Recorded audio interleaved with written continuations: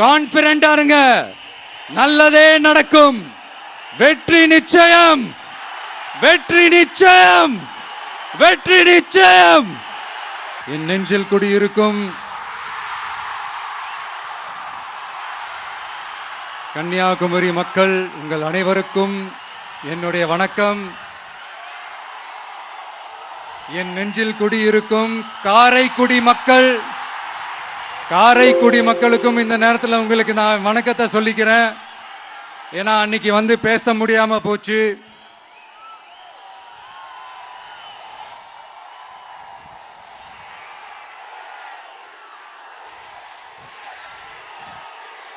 நம்ம கன்னியாகுமரி மண்ணுக்கு வந்தது ரொம்ப ரொம்ப சந்தோஷம். உங்க எல்லாரையும் சந்திக்கிறதுல ரொம்ப ரொம்ப சந்தோஷம். இந்த வெயில்ல, இந்த வேர்வையில எனக்காக நீங்க வந்திருக்கிறீங்க. உங்களுடைய அன்புக்கு கோடான கோடி நன்றிகள்.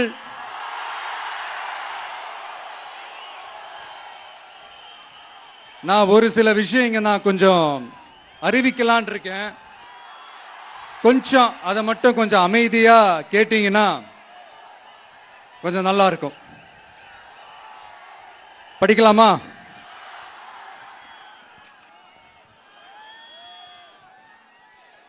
TVK's agenda for 21st century good governance.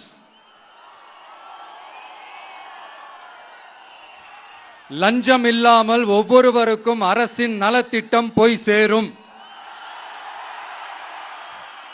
அதற்கென தனியாக ஒவ்வொரு குடும்பத்திற்கு ஆதார் கார்டை போல ஒரு தமிழ்நாடு சிட்டிசன் பிரிவிலேஜ் கார்டு வழங்கப்படும். ஒவ்வொரு குடும்பத்தை பற்றிய அனைத்து தரவுகளும் அதில் இருக்கும். பிறப்பில் இருந்தே ஒவ்வொரு மனிதனுக்கும் அவனுக்கு உரிய திட்ட பலன்கள் போய் சேரும். விண்ணப்பிக்க தேவையில்லை. லஞ்சம் கொடுத்து வேதனை அடைய தேவையில்லை. வீட்டு வாசலுக்கே அரசாங்கத்தின் நலத்திட்டங்கள் வந்து சேரும். AI உதவியுடன் இதற்கான தரவுகள் சாத்தியமாக்கப்படும். இது ஏதோ ஸ்டாலின் சார் விடுற கதை மாதிரி இல்ல.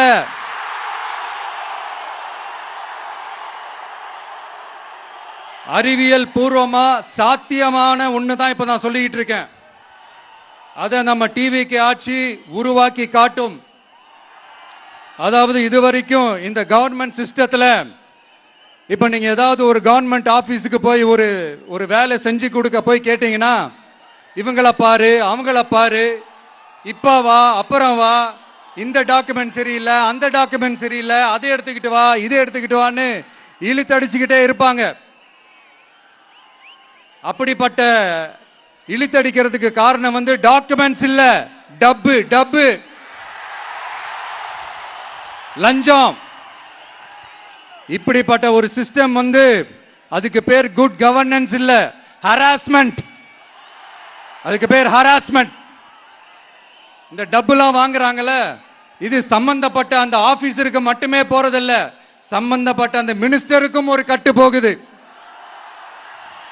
அதனால முதல்ல இத க்ளோஸ் பண்ணணும், இத முறியடிக்கணும்.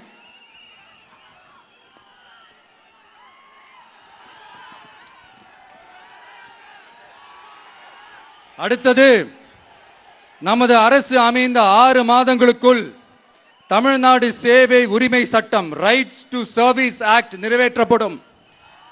வெற்றி தமிழ்நாடு சூப்பர் ஆப் அப்படின்னு ஒன்று உருவாக்கப்படும். அதுல driving licence, ration card, birth certificate, scheme tracking, complaint filing வரை அனைத்தும் உங்கள் உள்ளங்கையிலேயே, உங்கள் மொபைலிலேயே இருக்கும்.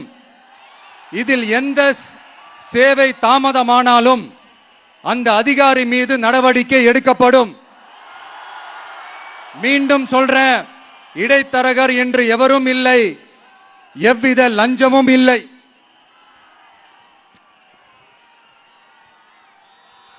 அடுத்தது, Tamil Nadu real time governance dashboard for accountable governance. இன்று தமிழ்நாடு அரசின் பட்ஜெட் வெறும் ஆவணமாக மட்டுமே நமக்கு தெரியும். அதில் ஒவ்வொரு திட்டத்திற்காகவும் ஒதுக்கப்படும் நிதி எங்கே சென்று சேருகிறது, யாரை சென்று சேர்கிறது அதை பத்தி எதுவுமே நமக்கு தெரியாது. அது ஒரு சிதம்பரம் ரகசியம் போல ஸ்டாலின் சார் ரகசியமாகவே இருக்குது அது.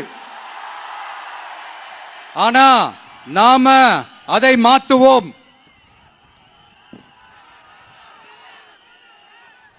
அடுத்தது citizen as partners in governance. நமது அரசியல் பொதுமக்கள் வெறும் வாக்காளர்களாக மட்டும் இருக்க தேவையில்லை. மாறாக பொதுமக்கள் அனைவரும் அரசின் பங்காளர்களாக இருப்பார்கள். மை வெற்றி தமிழ்நாடு .in என்ற இணையதளம் ஒன்று உருவாக்கப்படும். மாநிலத்தின் வளர்ச்சிக்கான யோசனைகளை பொதுமக்களும் முன்வைக்கலாம். கொள்கை முன்மொழிவுகளுக்கு வாக்களிக்கலாம். அரசு சேவைகளை மதிப்பிடலாம். நிதிநிலை அறிக்கை செலவினங்களை கண்காணிக்கலாம். மக்கள் அரங்கம் என்ற திட்டத்தின் மூலம் தமிழக வரலாற்றில் முதன்முறையாக குடிமக்கள் ஒரு முறையான டிஜிட்டல் தளம் மூலம் நேரடியாக சட்டமன்றத்தில் மனுக்களை சமர்ப்பிக்க முடியும். 10,000 சரிபார்க்கப்பட்ட கையொப்பங்களுடன் ஒரு மனு சமர்ப்பிக்கப்பட்டால் அதிகாரப்பூர்வ பதிலை அரசு அளிக்க வேண்டியது கட்டாயமாக்கப்படும். அடுத்தது அதே மாதிரி 5 லட்சம் கையொப்பங்கள் கொண்ட மனு எனில் அது குறித்து தமிழக சட்டமன்றத்தில் கட்டாயமாக விவாதம் நடத்தப்படும். சட்டமன்ற கூட்டத்தொடரில் ஒரு முழு நாள் பொதுமக்கள் மனுக்களுக்கென்றே தனி நேரமாக ஒதுக்கப்படும். அடுத்தது தமிழ்நாடு இந்தியாவின் செயற்கை நுண்ணறிவு மற்றும் டிஜிட்டல் தலைநகராக மாறும். AI and Digital Capital of India. 2035 ஆண்டுக்குள் செயற்கை நுண்ணறிவு இந்தியாவின் பொருளாதாரத்திற்கு 1.7 டிரில்லியன் அமெரிக்க டாலர் வரை சேர்க்கும் என்று மதிப்பிடப்பட்டுள்ளது. நமது பொறியியல் திறமையுடனும் நமது புலம்பெயர்ந்த சமூகத்துடனும் இந்த பொருளாதாரத்தை தனதாக்கிக் கொள்ளும் தனித்துவமான நிலையில் தமிழ்நாடு உள்ளது. ஆனால் இதை உலகளாவிய அளவில் நம்மை நேசிக்கும் தமிழர்கள் பலர் உள்ளதால் அவர்கள் துணையுடன் நமது செயல்பட்டால் மட்டுமே இது சாத்தியமாகும். தமிழ்நாட்டின் முதல் செயற்கை நுண்ணறிவு பல்கலைக்கழகத்தை ஏற்படுத்தி உலகளாவிய தொழில்நுட்ப நிறுவனங்கள் ஆராய்ச்சி ஆய்வகங்கள் மற்றும் புதுமையாளர்களை ஈர்க்கும் வகையில் செயற்கை நுண்ணறிவுக்கான உலகளாவிய மையமான AICTI TVK அரசு உருவாக்கும் முயற்சியில் நமது அரசு ஈடுபடும். மதுரை, கோயம்புத்தூர், சேலம் மற்றும் திருச்சியில் 1000 டீப் டெக் புத்தொழில் நிறுவனங்களுக்கு ஆதரவளிக்கும் வகையில் செயற்கை நுண்ணறிவு புத்தாக்க மையங்கள் அமைக்கப்படும். இதற்காக நமது TVK அரசு இந்தியாவின் முதல் செயற்கை நுண்ணறிவு அமைச்சகத்தை மினிஸ்ட்ரி ஆஃப் ஆர்டிபிஷியல் இன்டெலிஜென்ஸ் உருவாக்கும்.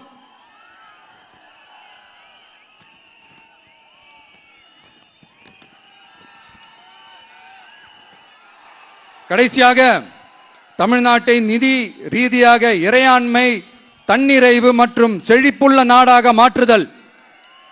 தமிழ்நாட்டுக்கு வருவாய் நன்றாக வருகிறது, ஆனால் அதைவிட அதிகமாக செலவிடப்படுகிறது. நமது மாநிலத்தின் கடன் 10.5 லட்சம் கோடியாக தாண்டியுள்ளது. கடந்த 70 ஆண்டுகளில் நாம் வாங்கியதை விட இந்த 5 ஆண்டுகளில் அதிகமாக கடன் வாங்கப்பட்டுள்ளது. நாம் இப்படியே தொடர்ந்து செல்ல முடியாது. வட்டிக்கு செலவிடப்படும் ஒவ்வொரு ரூபாயும் நம் பிள்ளையின் கல்வி, நம் குடும்பத்தின் மருத்துவம், நமது கிராம சாலை ஆகியவற்றில் இருந்து திருடப்பட்ட ஒரு ரூபாய்க்கு சமம். தமிழ்நாட்டை ஆண்ட ஒவ்வொரு கட்சியும் நம்மிடம் எங்களால் இதை சமாளிக்க முடியவில்லை என்றுதான் கூறியுள்ளது. ஆனால் உங்கள் TVKவின் பதில் மற்ற கட்சிகளிடம் இருந்து வேறுபட்டது. தமிழ்நாடு அரசால் தன் மக்களுக்கு சேவை செய்ய முடியாது என்பதை நாங்கள் ஏற்றுக்கொள்ள மாட்டோம். மக்களிடமிருந்து வரியாக ஒரு ரூபாய் கூட கூடுதலாக பெறாமல் அதிக வருவாய் ஈட்டி முறையாகவும் குறைவாகவும் செலவிட்டு முற்றிலும் புதிய வருவாய் வரும் வழிகளை உருவாக்குவதே நமது இலக்காகவும் பதிலாகவும் இருக்கும். இப்படி ஒரு ஆட்சி நமக்கு வேணும் தானே? இதுவரைக்கும் நம்மளை ஏமாத்தின இந்த அனுபவசாலிங்க ஆட்சி போதும் தானே? ஏப்ரல் 23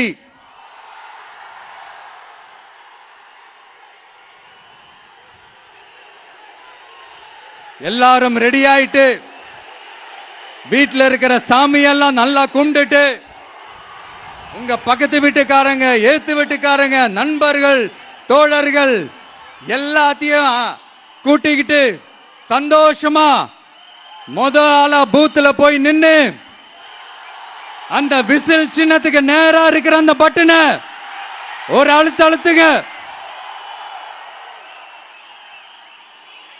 இது ஒரு தலைமுறைக்கான ஒரு தேர்தல், உங்களுக்கான தேர்தல்.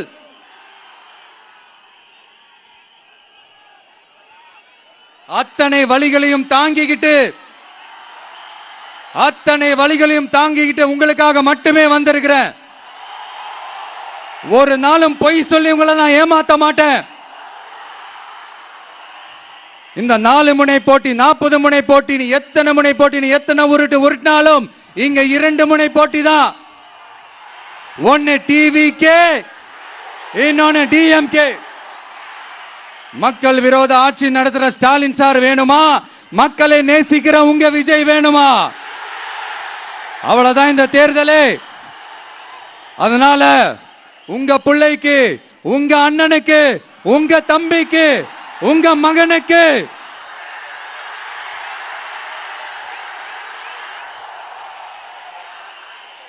ஒரே ஒரு வாய்ப்பு கொடுங்க. தயவு செஞ்சு விசில் சின்னத்துக்கு ஓட்டு போடுங்க. இது ஒரு விசில் புரட்சி தேர்தலா இருக்கணும்.